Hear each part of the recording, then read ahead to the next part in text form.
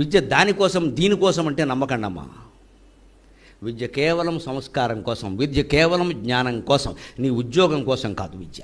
నీ డబ్బు సంపాదించడం కోసం కాదు. డబ్బు సంపాదించడానికి 100 మార్గాలు ఉంటాయి, దానికి విద్య అక్కర్లేదు. ఏ విద్య రాని పల్లెటూళ్ళ వాళ్ళు కూడా చాలా సంపాదిస్తారు.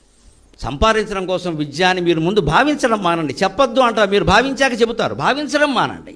అందుకోసం కాదు, నీ జీవితంలో ఏ సమస్య వచ్చినా నువ్వు తట్టుకుని ఎదుర్కోగలిగితే నువ్వు విద్యావంతుడు అని లెక్క. సి అంటే చావుకి అప్లికేషనా? ఇందుకోసం ఆ ఎంబీఏ ఇంజనీరింగ్ ఈ సీలింగ్ ఫ్యాన్ గురేసుకోవడానిక? నీకు వచ్చిన సమస్య నువ్వు పరిష్కరించుకోలేకపోతే ఎందుకు చదివినట్టు ఎంబీఏ?